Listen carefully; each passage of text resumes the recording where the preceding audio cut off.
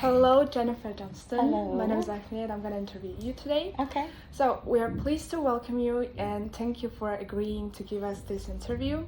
It is like great honor for us to speak with you as an experienced educator and English language specialist, director of the teacher training program at the English Language Institute of Missouri State University. We appreciate your contribution to the development of international cooperation, innovation, language education, and the professional training of the future teachers at EAGI. So we'd like to ask several questions to better understand your experience, approaches, and views on modern higher education. So, are you ready? Sure. Okay, the first question. How do modern technologies and artificial intelligence influence approaches to teaching English today, and what is the role of the language teacher in this era of rapid change? And you spoke about this today, actually, during the plenary session, I guess, yeah? Yeah. Yes. Well, thank you for inviting me for the interview. Yes. So we can't escape, artificial intelligence. Yeah. In addition to just embracing it, I think as teachers or as future teachers, like many of your students are planning to be, we have to think about how can we still be relevant? Yeah. Why do students need us still? Yeah. Thankfully, I think that teachers will always be needed. I don't think our jobs are going to disappear. I hope so too. Yeah. We have to think about, they can learn a lot of, for example, I'm an English teacher, right? So, my students can learn about grammar through videos or TikToks or whatever they want. So what do they need me for still? Well, I think they still need me to give them feedback, to give them genuine feedback. So even though artificial intelligence can give you feedback, you can practice with artificial intelligence, it still isn't to the point where it can give you real, genuine, useful feedback for your situation. Honest, right? Yeah, for your situation. So I think that's something that teachers should focus more on. So these days we talk a lot about flipped classrooms, right? Yeah, right. So I think that's, the direction that we should keep going because again, students don't necessarily need us for the input part, but they need us for the feedback part and for getting them to practice. And also, for the human interaction part of it, because these days, so I have children, teenagers, and so I also see it from this perspective that our young generation of learners, and I think it's going to continue, they are, their social skills are getting worse, honestly, It hurt me. Well, I think it's being in front of you a little bit. I'm talking about like my kids and the ones who were in, middle school during the pandemic, in that really critical time of their lives, they really lost some social skills. And that's what they need us for, outside of just learning language. They need us for much more than that. And they need us for support. A lot of things beyond just language, Yeah, there are like a lot of factors, right? Yeah. Human factors. Yeah. Okay, thank you for your response. The second question is, you also conducted highly informative session for the faculty of the Department of Foreign Languages and Translation Studies of EAGI, and on the topic practical lesson planning for maximizing learning effectiveness and student engagement. In this regard, what teaching methods do you consider most effective for preparing future teachers in the context of global changing? I think it is very related to what we were just talking about too, about we need to focus the classroom time, the time, the precious time that we have with students on not on, sitting there doing a worksheet that they could be doing on their own or outside, but really maximizing the use of the class time, having students do things that we can give them feedback on, or that encourage them to communicate with each other and with the teacher. So I tend to do a lot of interactive things in my classes. So a lot of cooperative learning strategies. Is that group works? So I would say even more than that, like, for example, in the workshop this morning, I started with this activity called Fluency Lines, where, and you could do this with just a few students or a giant class, where you have students make 2 lines and they face another person, and you give them a topic to talk about. You give them a time limit, like maybe 1 minute, maybe 2 minutes, whatever. And then at the end of the minute, then you have 1 line move. So then they end up with a new partner, and you give them the same question again. And that's important because, especially for language learners, having a chance to say the same thing again is really a confidence builder, because the first time, you're thinking about the words you want to use, and did I say that the right way?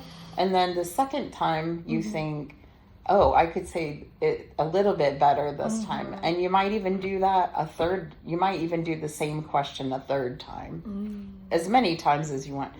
But each time they move with a different partner, so it's not boring, you're not listening to the same person say the same thing. But those kind of activities, where you're truly communicating with another person in class. And then as the teacher, I move around and listen, kind of listen in while they're talking, and then I can kind of collect some ideas that they're talking about, or some language, maybe I'm hearing some errors that everybody's making, and then I can kind of come back and be like, oh, I heard you guys talking about this. Remember, when we say the past tense, we have to say it like this, and give. Got it. And again, that's something that AI isn't there, at least not yet, where they could really do that. So I think just, again, maximizing the time you have in class with making it interactive and truly useful for students. Yeah, okay. Thank you so much. So, third question, how do international educational programs help students develop leadership skills and intercultural competence? Yeah. So the other part of my job is I work with international cooperation. So our university has, partnerships with universities in other countries. And we often host groups of students at our university from some of those partners.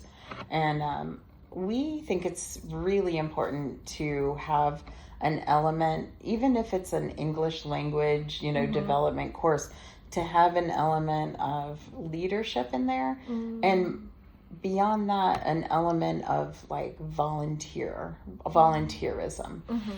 Because I think, at Missouri State, we have a value of public affairs. That's one of our core values of our university. And we strongly believe that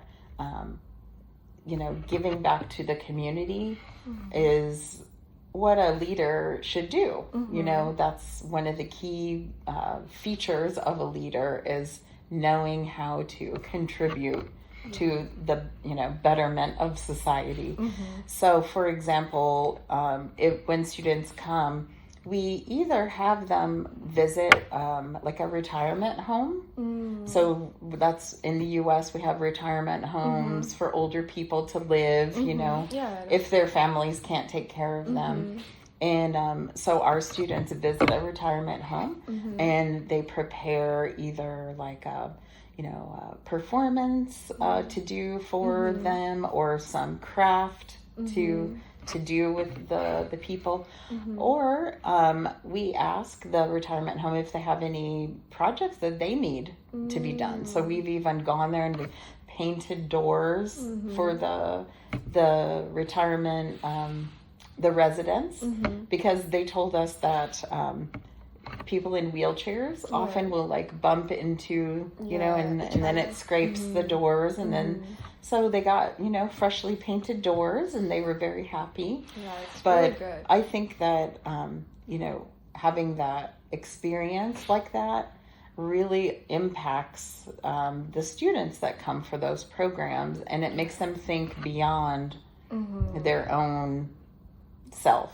Like, and when they come back to their country, hopefully they're thinking about, oh, maybe there's something I can do in my community like that.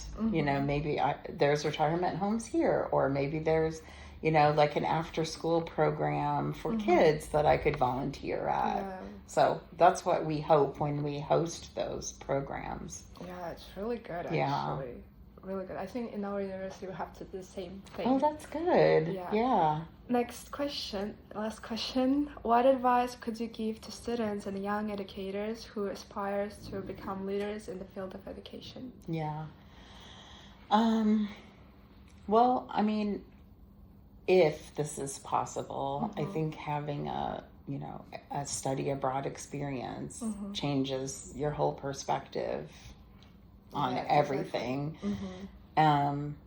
Especially for a teacher, because, you know, it puts you in that experience of being a new, you know, in a new place and not knowing things. Yeah. And often in a new language and everything, where, you know, that's how your students often feel. So anytime a teacher can go back, even after you're well on the path and you've been a teacher for a long time, it's always good to go back and have that experience as a student again. You know, taking a class in something new with that you're brand new at, because you have to always remember what that feels like. You know, so even though I've been teaching for a really long time now, sometimes I take a class still and put myself as a learner again.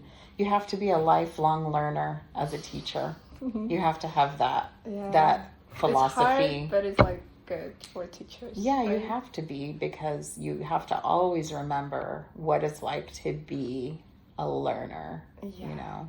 Thank you so much. Yeah. So thank you for your time and for this meaningful conversation. We sincerely appreciate your contribution to strengthen international cooperation between our institutions and to exchanging the professional qualifications of our instructors. We look forward to continued expansion of our partnership and wish you success on all your future endeavors. Thank you. Thank you so much. Thank you. Thank you. Bye.